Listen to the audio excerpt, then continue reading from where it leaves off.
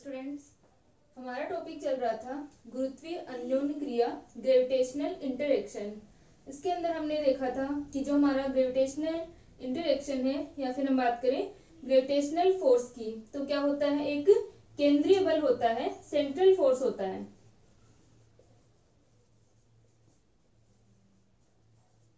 ठीक है, previous lecture के अंदर हमने पढ़ा कि हमारा जो ग्रेविटेशनल फोर्स है वो सेंट्रल फोर्स होता है और अट्रैक्टिव सेंट्रल फोर्स होता है। इसका जो नेचर होगा वो क्या होगा, अट्रैक्टिव होगा। ठीक है, और हमने देखा कि केंद्रीय बलों के अंतर्गत गति करने वाले जो कण होंगे उनकी कुल ऊर्जा और उनका कोणीय संवेग जो है वो संरक्षित रहते हैं, यानी उनकी टोटल एनर्जी और उनका एंगुलर मोमेंटम जो है वो कंजर्व रहेंगे।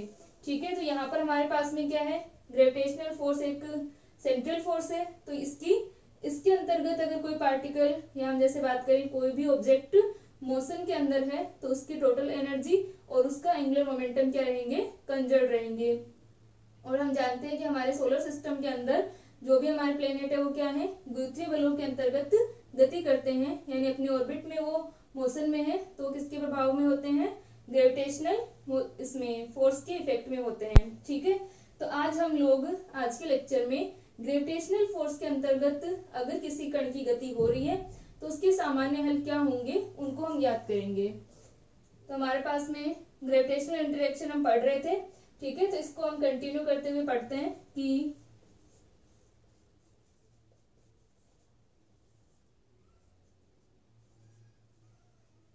गुरुत्वीय बलों के अंतर्गत बल के अंतर्गत कण की गति के सामान्य हल।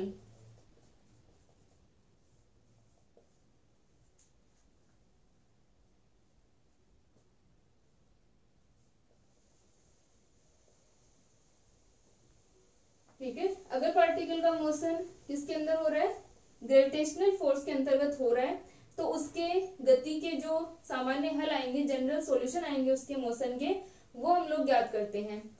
तो हमारे पास में सबसे पहले हम शुरुआत करते हैं कि ग्रेविटेशनल फोर्स जो है वो किस टाइप का फोर्स होगा, एक सेंट्रल फोर्स है और अट्रैक्टिव सेंट्रल फोर्स है। तो ग्रेविटेशनल फोर्स को हम डिफाइन करते हैं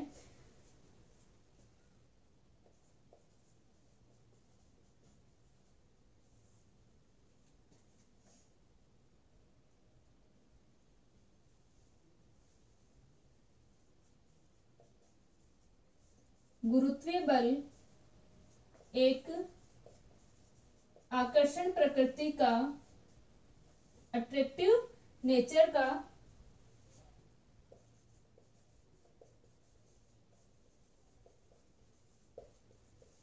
केंद्रीय बल सेंट्रल फोर्स है।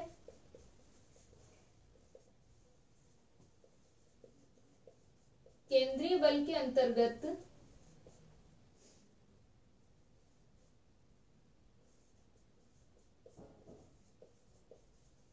अगर सेंट्रल फोर्स के अंडर अगर पार्टिकल मोशन में है, ऑब्जेक्ट जो है वो मोशन में है, तो क्या होगा, उसकी टोटल एनर्जी और उसका एंगुलर मोमेंटम कंजर्व रहते हैं।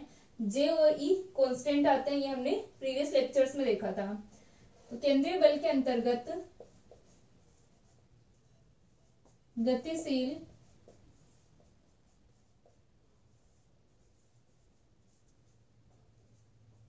कण की कुल ऊर्जा तथा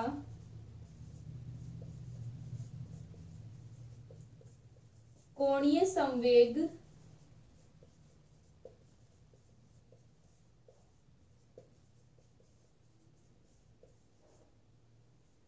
संरक्षित रहते हैं, कंजर्व रहते हैं। ठीक है, गुरुत्वीय बल को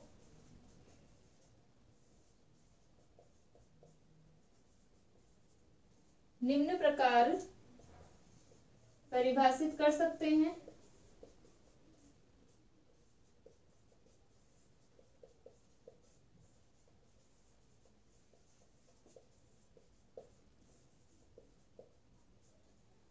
हमने पढ़ा था कि जो हमारा ग्रेविटेशनल फोर्स होता है वो क्या होता है कि जिन भी ऑब्जेक्ट्स की हम बात कर रहे हैं, जैसे मान लो अगर हम प्लेनेट्स की बात कर रहे हैं या सन को हम ले, सन या अर्थ की हम बात करें तो क्या होगा कि जो भी ऑब्जेक्ट हमारे पास में है, मैसिव ऑब्जेक्ट जो होंगे उनके मास जो होता है यानी फोर्स जो होगा वो उनके मास के प्रोपोर्शनल होता है।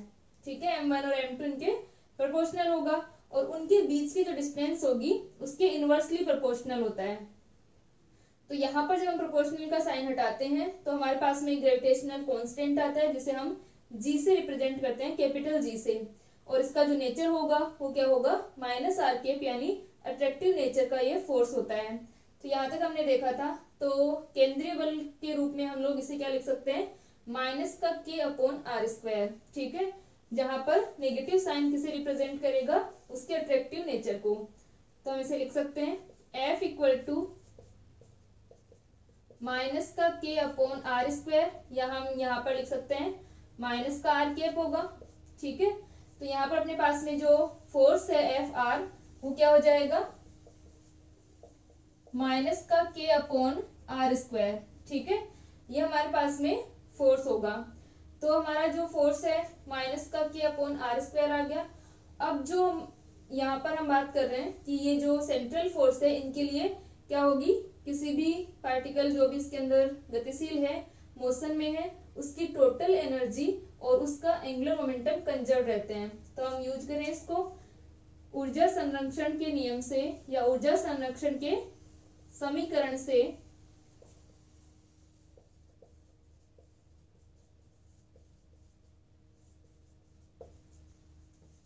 क्या थी हमारे पास में, हाफ एनर्जी कंजर्वेशन जो इक्वेशन थी, half mv square kinetic energy, mv square को हम लिख सकते हैं dr अपॉन dt का whole square plus j square upon 2mr square.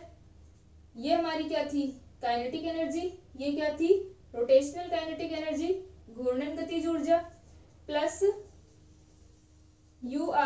ये क्या है, पोटेंशियल एनर्जी, इसे हम कैपिटल U से भी रिप्रेजेंट करते हैं। तो यहाँ पर अपने पास में equal to E total energy, ये कांस्टेंट थी। E यहाँ पर हमारा क्या है, एक नियतांक है, कांस्टेंट है। तो ये हमारी एनर्जी कंजर्वेशन इक्वेशन है, जहां पर ये हमारे पास में काइनेटिक एनर्जी है, ये हमारी रोटेशनल काइनेटिक एनर्जी है,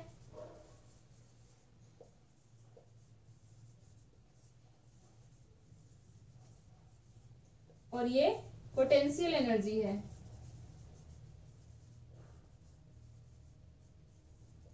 और ये हमारी टोटल एनर्जी होगी। तो ये हमारी इक्वेशन होती है एनर्जी कंजर्वेशन की। तो यहाँ पर जो हमारी पोटेंशियल एनर्जी है इसको हम ज्ञात कर सकते हैं इस फोर्स से, क्योंकि F इक्वल टू क्या होगा, माइनस का du अपॉन डी आर, क्योंकि यहाँ पर जब हम लोग सेंट्रल फोर्सेस को डिफाइन कर रहे थे तो वहां पर हमने लिया था कि अगर हम बात करें कंजर्वेटिव फोर्सेस की तो यहाँ पर हमने F इक्वल्स टू माइनस का du अपॉन डी आर लिख सकते हैं, क्योंकि कंजर्वेटिव फोर्सेस के लिए क्या होगा कि फोर्स जो होता है वो पोटेंशियल एनर्जी यानी जो हमारे पास में U होता है वो क्या होगा, F इक्वल टू माइनस का du बाई डी आर। ये फोर्स जो होगा वो पोटेंशियल एनर्जी के नेगेटिव ग्रेडियंट के इक्वल होता है, ऋणात्मक प्रवणता के। तो यहां से हम लोग U का मान निकाल सकते हैं। तो पहले हम इसको लिखें,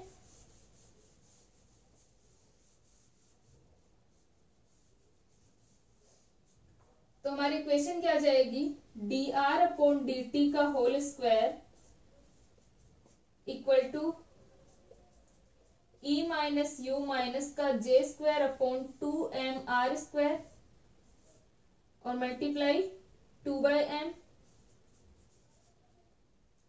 और यहां से हमारे पास dr बाई dt का मान क्या आएगा,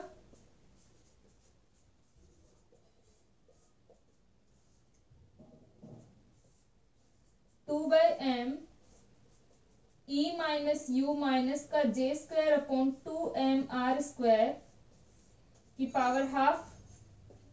ये अपने पास में मान आ गया dr अपॉन dt का। अब यहाँ पर हमें जो इक्वेशन निकालनी है हम लोग क्या लेंगे, dr और d थीटा के अंदर रिलेशन लेंगे, क्योंकि यहाँ पर हमने पोलर कोऑर्डिनेट्स में लिखा था।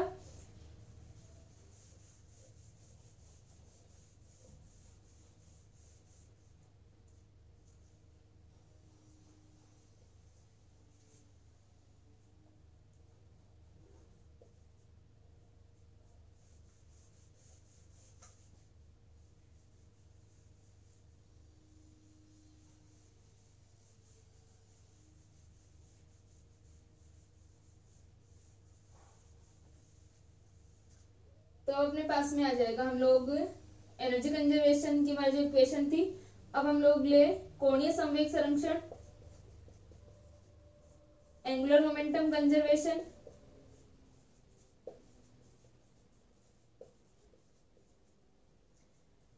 एंगुलर मोमेंटम जो था उसकी इक्वेशन क्या थी, J equals to mr square d theta upon d t, क्योंकि वही J equal to i omega, i का मान mr square, omega d theta upon d t. तो J इक्वल्स टू अपने पास में क्या आ गया, mr square d theta upon d t. तो यहाँ से हम लोग d theta upon d t का मान निकाल सकते हैं। D theta upon d T क्या आ गया, ये अपना कोणीय संवेग संरक्षण जो था, या फिर हम लोग कोणीय संवेग के फॉर्मूले से भी लिख सकते हैं। यहाँ पर कोणीय संवेग J equal to mr square d theta upon d t. तो d theta upon d t equal to क्या आ गया, J अपॉन mr स्क्वायर। ये हमारे पास में d theta upon d t का मान आ गया। अब अगर हमें निकालना हो d r upon d theta, तो वो क्या हो जाएगा, d r upon d t और d theta upon d t, d t upon d theta,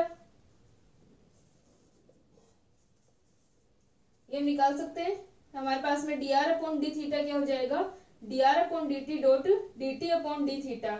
दोनों की वैल्यूज है अपने पास में, यहाँ पर हम इसका इन्वर्स कर लेंगे और D r upon d t का मान अपने पास में है वो यहाँ पर हम पुट कर देंगे और फिर हम इसे इंटीग्रेट कर लेंगे, तो हमारे पास में वैल्यू आ जाएगी। यहाँ पर हमें इंटीग्रेशन से हम मान निकाल लेंगे। ठीक है, तो इसको लिख लो।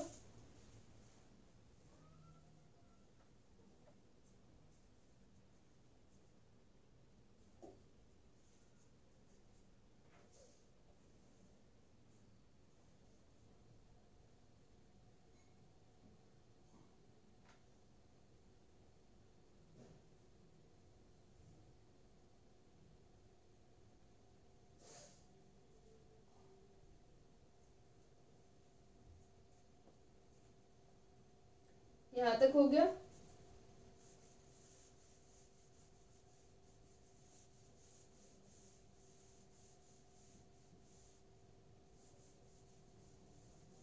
यहाँ पर जो हमने फोर्स को डिफाइन किया है, एफ आर इक्वल्स टू हमने डिफाइन किया है माइनस का के अपॉन आर स्क्वायर। ये हमने जो हमारा गुरुत्वीय अन्योन्य क्रिया से संबंधित केंद्रीय बल है उनको हम डिफाइन कर रहे हैं। ठीक है, ये क्या कहलाता है, अपना इनवर्स स्क्वायर लो, क्योंकि यहाँ पर जो फोर्स होगा वो किसके प्रोपोर्शनल है, आर के स्क्वायर के इनवर्सली प्रोपोर्शनल है। ठीक है, तो यहाँ पर अपने पास में आ गया d r upon d theta equal to d r upon d t dot d t upon d theta. तो इसको हम लिख सकते हैं d r upon d theta equal to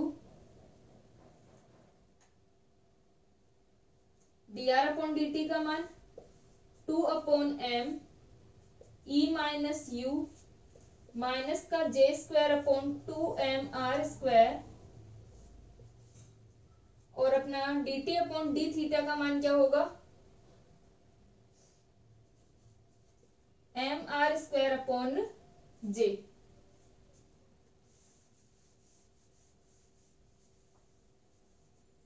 अगर हम इसे लिखें D theta upon D R, तो ये क्या हो जाएगा, 1 upon 2/m e minus u minus का जे स्क्वायर अपॉन 2 स्क्वायर की पावर हाफ, और हमने इसका इन्वर्स किया है, ये 1 अपॉन हो गया, तो ये क्या हो जाएगा, j upon m r square. ठीक है,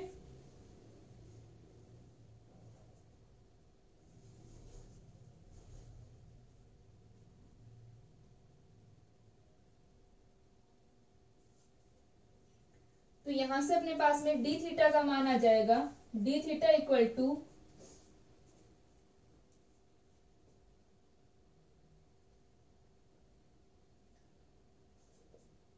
जे अपॉन एम आर स्क्वायर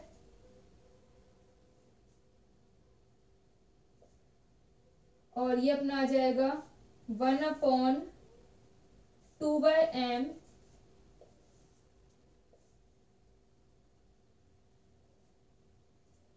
ई माइनस यू माइनस का j square upon 2m r square की पावर हाफ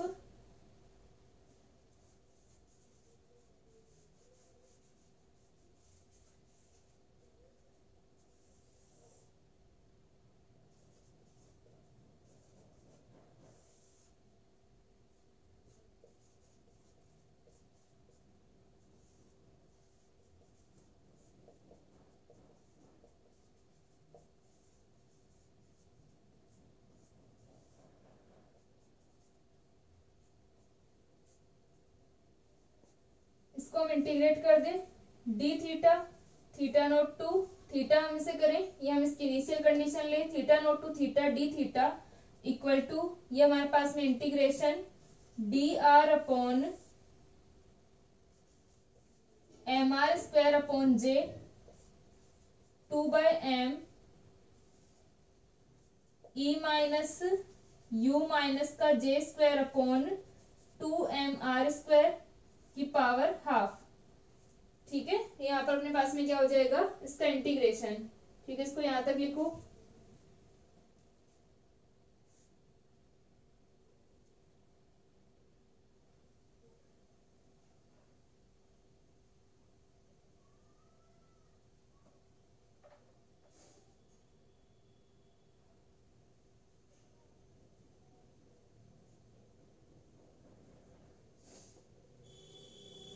ठीक है, ये हो गया।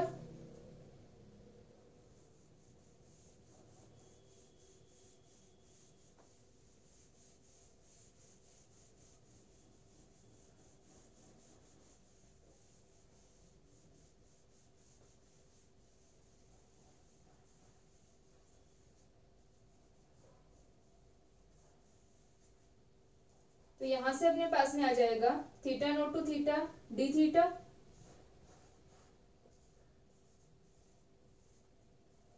और इसको अगर हम अंदर मल्टीप्लाई कर दें m और j को, तो यहां से अपने पास में क्या आ जाएगा integration d r upon r square. और यहाँ पर हम देख रहे हैं कि ये m/j है और अंदर जो भी हमारे पास में वैल्यूज है सबके लिए पावर क्या है हाफ है। तो अगर हम इसे अंदर मल्टीप्लाई करते हैं तो हमें किससे मल्टीप्लाई करना पड़ेगा m square upon j square से। तो ये हमारी वैल्यू आ जाएगी 2m square upon m j square और ये हो जाएगा e माइनस यू माइनस, और u की जगह हम क्या लिख सकते हैं f इक्वल टू हमारे पास क्या था माइनस का k upon r square. f equal to क्या होता है माइनस का du अपॉन dr। यहाँ पर हम लोगों को अगर du का मान निकालना है तो हम इसको इंटीग्रेट कर सकते हैं माइनस का f dr। तो ये हमारे पास में वैल्यू क्या आ जाएगी k upon r square dr। तो ये अपना मान आ गया माइनस का 1/माइनस का k अपॉन r।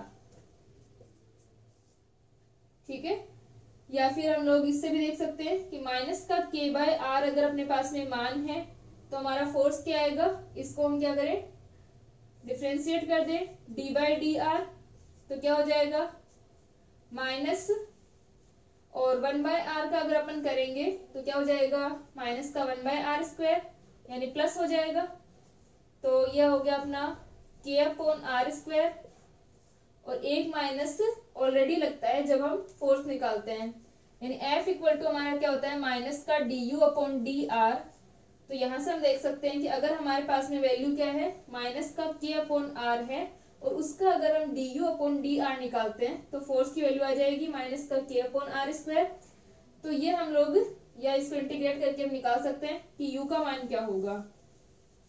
तो u हमारे पास में आ गया माइनस का k अपॉन r, इसकी वैल्यू हम यहाँ पर रख देते हैं। तो ये हो जाएगा 2/m और ये e माइनस, तो ये प्लस हो जाएगा k अपॉन r और माइनस का j square upon 2m r square, इसकी पूरे की पावर हाफ। इसको हम थोड़ा और सिंप्लीफाई करें तो ये हो जाएगा theta naught to theta d theta equal to d r upon, यहाँ पर हम ले ले आर नॉट टू आर और इसको हम आर स्क्वायर एक m से एक m कैंसिल, तो ये हो जाएगा 2m,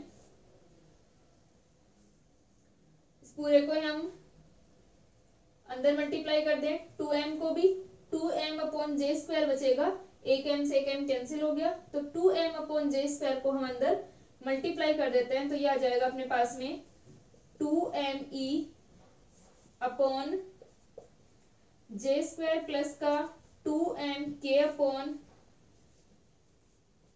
जे square r minus j square से जे स्क्वायर कैंसिल, तो ये हमारे पास में आ जाएगा माइनस का और 2 से 2 कैंसिल, ठीक है, और m से m कैंसिल, तो माइनस का 1/r² बच जाएगा ओनली, और पावर हाफ। ये हमारे पास में अंदर वैल्यू बच गई, इसको हमने मल्टीप्लाई किया था 2m अपॉन जे स्क्वायर को, क्योंकि एक m से एक m कैंसिल, तो 2me अपॉन जे स्क्वायर प्लस का 2mk अपॉन जे स्क्वायर आर माइनस का जे स्क्वायर से जे स्क्वायर कैंसिल, 2m से 2m कैंसिल, तो ओनली 1/r² की पावर हाफ, ये हमारे पास में आ गई।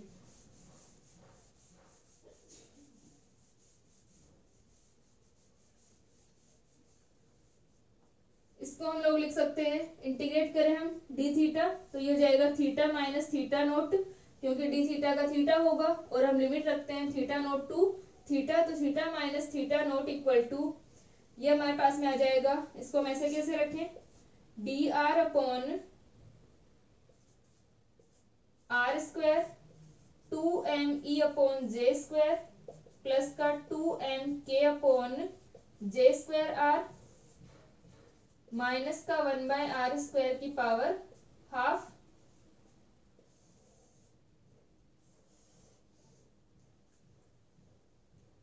तो यहां से theta equal to theta naught plus r naught to r d r upon r square 2me upon J square plus 2mk upon J square r minus का 1/r² की पावर हाफ।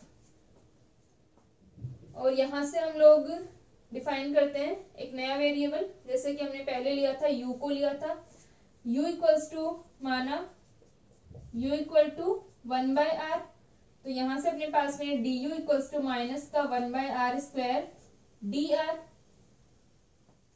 ठीक है।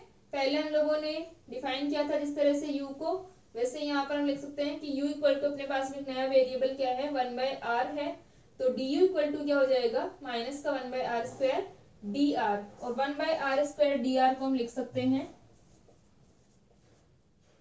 माइनस का du। ये value हम इस equation के अंदर पुट कर दें, तो हमारे पास में मान आ जाएगा theta equal to theta naught plus, हम इसे थीटा नोट डैश ले लेते हैं, ठीक है। यहाँ पर हमारा जो कांस्टेंट वैल्यू है, क्योंकि हमने यहाँ पर किसको चेंज किया है, वेरिएबल को चेंज किया है, तो ये अपने पास में आ गया माइनस ये वाली वैल्यू अपने पास में d r upon r square, तो 1/r² dr को हम लिख सकते हैं माइनस का du divided by 2me upon J square plus का 2mk upon J square are, तो ये हो जाएगा u माइनस का 1/r², तो ये हो गया u स्क्वायर, इसकी पावर हाफ, ठीक है। ये हमारे पास में वैल्यू आ गई जब हमने क्या लिया, यहाँ पे एक नया वेरिएबल डिफाइन किया है, ठीक है। अब इसको सोल्व करके हम लोग इक्वेशन निकालते हैं कि हमारे पास में जो पाथ आता है किसके अंतर्गत, ग्रेविटेशनल इंटरेक्शंस के अंतर्गत हमारा जो सेंट्रल फोर्स हमने डिफाइन किया है, तो किस प्रकार से पाथ आएगा, ठीक है। यहाँ तक लिखो इसको।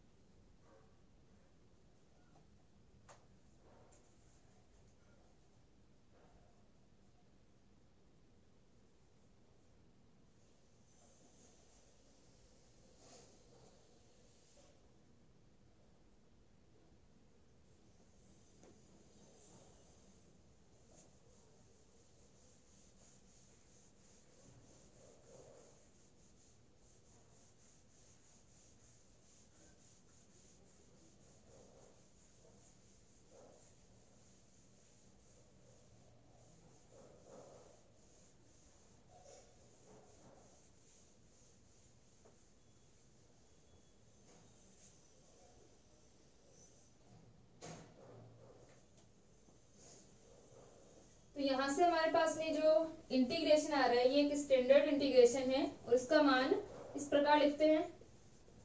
उपरोक्त समीकरण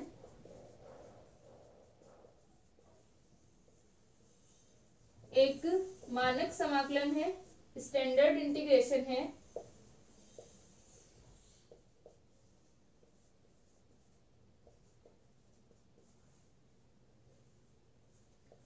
तथा इसे निम्न प्रकार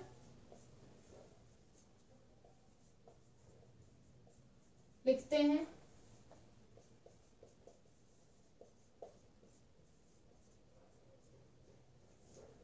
तो यहां से अपने पास में dx अपॉन, इसकी फॉर्म होती है इंटीग्रेशन की, dx upon a plus bx plus c x square, ठीक है।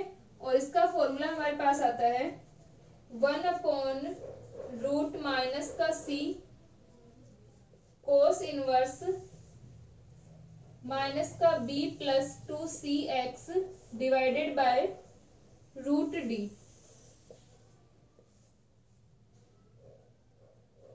ठीक है, जहां हमारा d जो होता है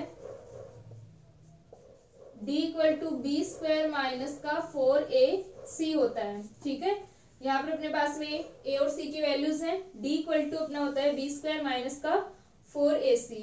ठीक है, इसको रख करके हम लोग इसको सोल्व कर सकते हैं। तो यहाँ पर अपना जो a है वो क्या है, 2me अपॉन जे स्क्वायर है। तो हम लिख सकते हैं यहाँ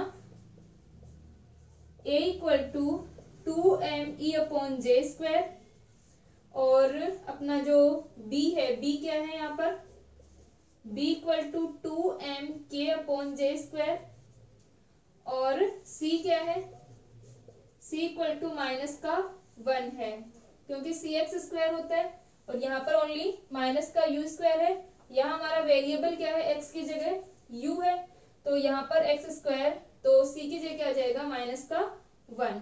ये वैल्यूज हम रख दें इसके अंदर, तो d का मान क्या आ जाएगा, बी स्क्वायर माइनस 4ac, तो b का square 2mk upon J square minus का 4, a का मान 2me अपॉन जे स्क्वायर, और c का मान माइनस का 1। ये हमारे पास में क्या आ गया, d का मान आ गया। अब हम d का मान निकाल करके यहाँ पुट करते हैं और फिर हम इस इक्वेशन को सॉल्व करते हैं। ठीक है, इसको लिखो।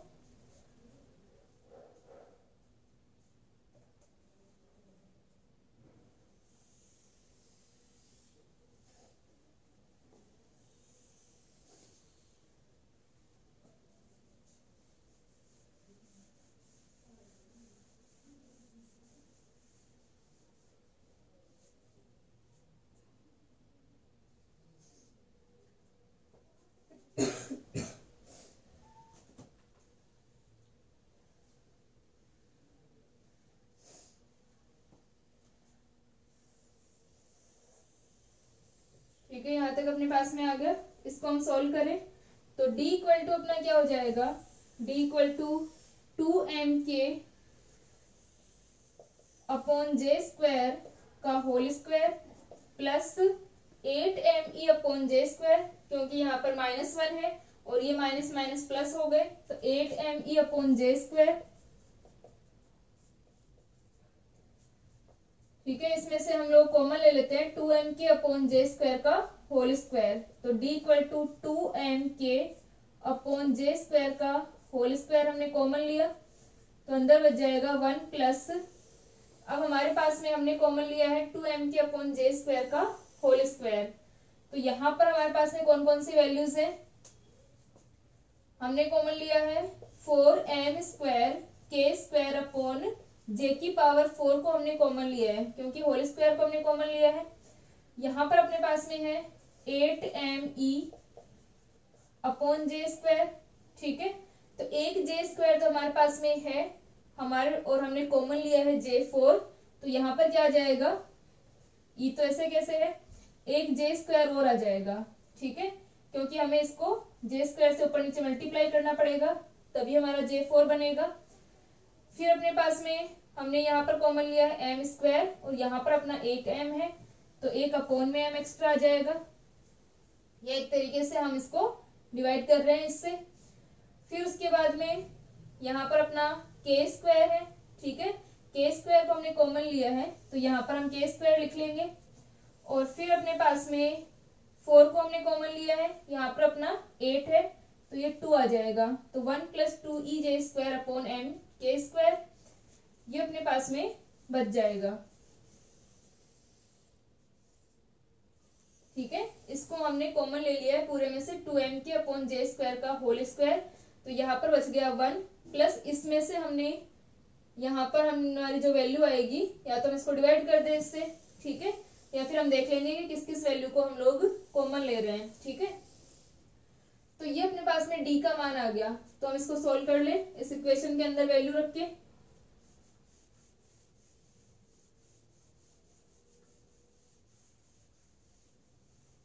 तो ये आ जाएगा theta equal to theta naught dash minus,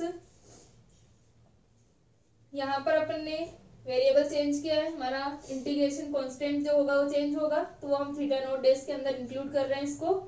तो यहाँ से थीटा नोट डैश माइनस ये जो वैल्यू है इसका इंटीग्रेशन अपना ये आएगा, तो 1/रूट माइनस का c, और c की वैल्यू क्या है -1, तो माइनस माइनस प्लस हो गया, तो ये वैल्यू तो 1 हो गई। कोस इनवर्स माइनस डी, डी की वैल्यू हमारी क्या है 2m के अपॉन जे स्क्वायर प्लस का 2cx, c अपना क्या है -1 और x क्या है u divided by root d, तो रूट हमने इसका लिया तो 2m के अपॉन जे स्क्वायर का तो होल स्क्वायर है, तो ओनली 2m के अपॉन जे स्क्वायर तो बाहर आ जाएगा, और पावर इसके अपने पास में क्या रह जाएगी हाफ 1 + 2e जे स्क्वायर अपॉन m के स्क्वायर की पावर हाफ, ये हमारे पास में वैल्यू आ गई, ठीक है। अब हम इसको थोड़ा सा सिंप्लीफाई करें,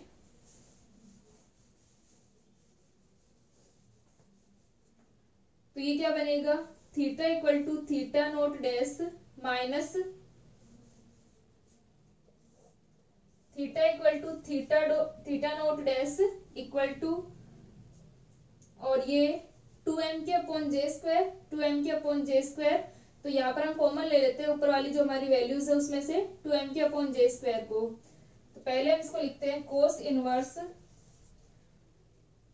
ये वाली वैल्यू माइनस में होगी और ये प्लस में होगी, तो हम इसे लिख सकते हैं 2u माइनस 2m के अपॉन जे स्क्वायर डिवाइडेड बाय, इसको हमने माइनस में क्योंकि ये तो माइनस माइनस प्लस हो जाएगी, टोटल के माइनस था अपना माइनस का b + 2cx, तो ये वैल्यू हो गई प्लस और ये हो गई माइनस का 2m के अपॉन जे स्क्वायर, और ये आ जाएगा 2m के upon J square multiply 1 + 2e जे स्क्वायर अपॉन m के स्क्वायर की पावर हाफ।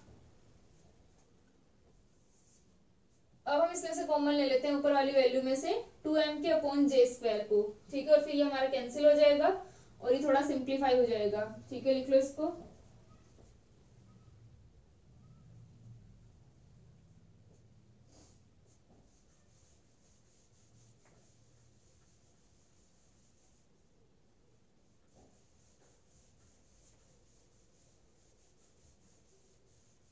तो ये आ जाएगा theta equal to theta naught dash minus cos inverse, तो यहाँ पर अपना आ गया कोस इनवर्स, हमने इसको कॉमन लिया है 2m के अपॉन जे स्क्वायर को, तो जब हम 2m के अपॉन जे स्क्वायर को कॉमन लेंगे तो 2 तो अपना बाहर आ गया और जे स्क्वायर यहाँ पर अपने पास में है नहीं, तो जे स्क्वायर u और डिवाइडेड बाय m, ठीक है, यहाँ से हमने कॉमन लिया 2m के अपॉन जे स्क्वायर, तो यहाँ पर अपने पास में ओनली 2 है, m के अपॉन जे स्क्वायर से हमको इसको डिवाइड करना पड़ेगा, तो यह आ जाएगा J square u upon m के माइनस का 1 डिवाइडेड बाय 2m के अपॉन जे स्क्वायर 1 + 2e जे स्क्वायर डिवाइडेड बाय m के की पावर हाफ, तो ये वाला कैंसिल हो गया, 2m के अपॉन जे स्क्वायर से 2m के अपॉन जे स्क्वायर। इसको हम लिख लेंगे theta equal to theta naught dash minus का कोस इनवर्स जे स्क्वायर यू अपॉन एम के माइनस का 1 divided by 1 plus 2e J square divided by m k की पावर हाफ। ठीक है, एम के स्क्वायर चल रहा है अपना,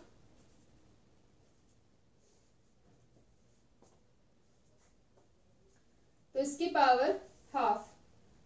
अब यहां पर हमें पता है कि कोस थीटा के अंदर चूंकि cos minus theta equal to cos theta ही होता है। ठीक है, तो अगर हम इस माइनस को हम अंदर लेते हैं तो हमारे पास में क्या हो जाएगा, प्लस ही रहेगा। ठीक है, तो इसको हम लोग लिख सकते हैं theta minus theta naught dash equal to cos inverse J square u upon M के माइनस का 1 प्लस 2e जे स्क्वायर अपॉन एम के स्क्वायर की पावर हाफ। ठीक है, इसको यहां तक लिख लो।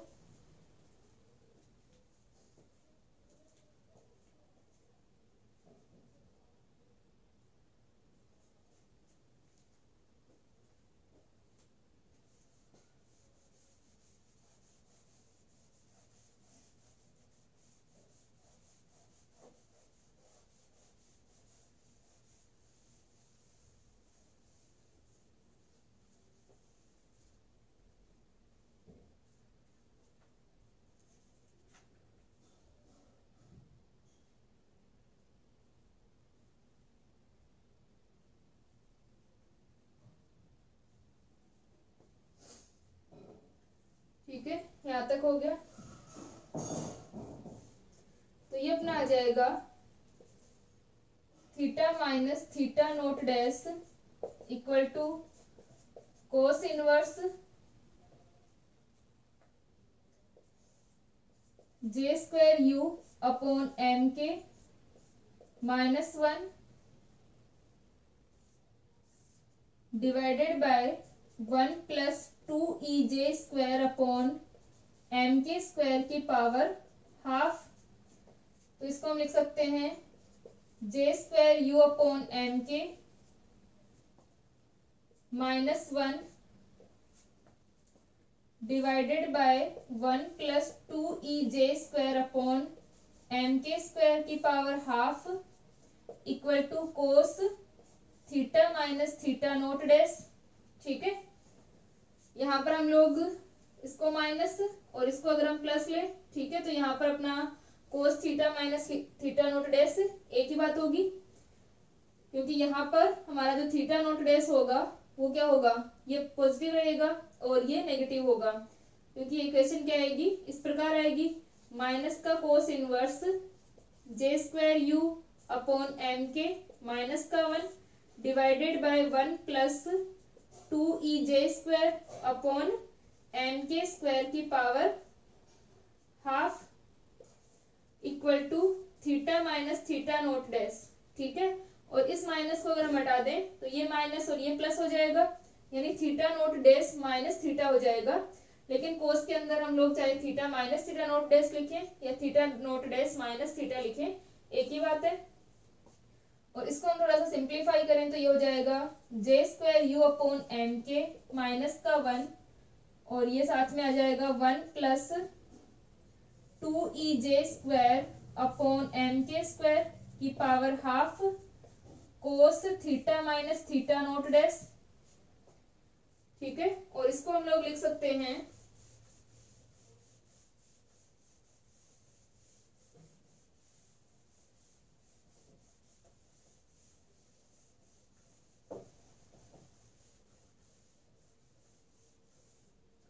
तो ये अपना आ जाएगा J square u upon M K equal to 1 plus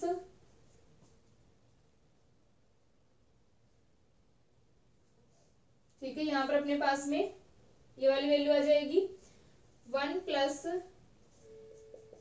plus 2e J square upon M के स्क्वायर की power half cos theta minus theta naught dash और यह आ जाएगा u equal to M K upon J square 1 plus 2EJ² upon MK² की power half cos theta minus theta naught dash. ठीक है, और इसको हम लोग लिख सकते हैं u, हमने किसको माना था 1/r को, तो हम वैल्यू रख दें u की। तो u का मान रखने पर अपने पास आ जाएगा 1/r equal to MK upon J², 1 plus 2EJ² upon MK² cos theta minus theta naught dash. और यहां पर हम इसे लिख सकते हैं 1/r equal to MK upon J², इसको हम लोग यहाँ पर मानते हैं 1 plus E cos theta minus theta naught dash divided by P, जहां हमारे पास में P इक्वल टू क्या है J² अपॉन MK और E इक्वल टू क्या है 1 प्लस 2EJ² अपॉन MK की पावर हाफ है। ठीक है, और इस इक्वेशन को हम लिख सकते हैं R equal to P upon 1 plus E, और हमारा जो थीटा नोट डैश है हम लिख सकते हैं, चूंकि थीटा नोट डैश प्रारंभिक अवस्था से संबंधित है। ठीक है, इनिशियल वैल्यू से।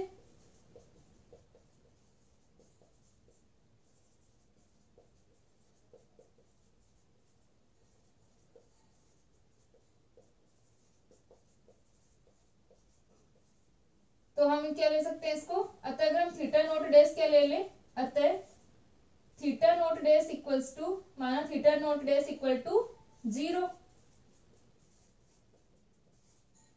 तो हमारी इक्वेशन क्या आ जाएगी R equal to P upon 1 plus E cos theta. ठीक है, जहां पर अपने पास में R इक्वल टू क्या आ जाएगा P upon 1 plus E cos theta, और T क्या है अपना J² अपॉन MK² और E क्या है 1 प्लस 2EJ² अपॉन MK² की पावर हाफ। अब ये जो हमारी इक्वेशन आई है वो क्या होती है, एक कोनिक सेक्शन की इक्वेशन है, अपनी शंकु काट की इक्वेशन होती है। सांकव परिच्छेद जो होगा हमारा कोनिक सेक्शन, उसकी इक्वेशन है, और ई क्या कहलाती है, उसकी केंद्रता कहलाती है, इसेंट्रिसिटी कहलाती है। ठीक है, अब ई के मान पर डिपेंड करेगा कि जो पाथ होगा वो सर्कुलर होगा, इलिप्टिकल होगा, पैराबोलिक होगा या हाइपरबोलिक होगा। ठीक है, हम लोग जानते हैं कि हमारे पास में जो कोनिक सेक्शन में इक्वेशंस होती हैं उनके अंदर इसेंट्रिसिटी का मान क्या है, उत्केंद्रता का मान क्या है, उसके आधार पर हमें पता चलता है कि ये वृत्तीय समीकरण होगा, यानी जो पाथ है, पथ हमारे पास आएगा वो वृत्त का होगा, दीर्घवृत्त का होगा, इसका परवलय का होगा या अति परवलय का होगा। ठीक है, तो नेक्स्ट लेक्चर के अंदर हम लोग इसे आगे सोल्व करते हैं और हम देखते हैं कि ई के मान के अकॉर्डिंग हमारे पास में इक्वेशंस क्या आती हैं। ठीक है, तो ये जो आपकी इक्वेशन है, आपके क्वेश्चन इस प्रकार भी आया हुआ है, इसको प्रूव करना। ठीक है, कि R equal to P upon 1 plus E cos theta हमारे पास आता है। हम क्या निकाल रहे थे कि गुरुत्वीय बलों के अंतर्गत गति करने वाले जो कण था उसके हम गति के सामान्य हल हम निकाल रहे थे। ठीक है, तो इक्वेशन क्या होगी, उसके R की इक्वेशन क्या आएगी P upon 1 plus E cos theta, यानी उसका जो पथ होगा वो क्या होगा, एक शंकु टाइप का होगा, कोनिक सेक्शन होगा। ठीक है, तो नेक्स्ट लेक्चर में इसको कंटिन्यू करते हैं।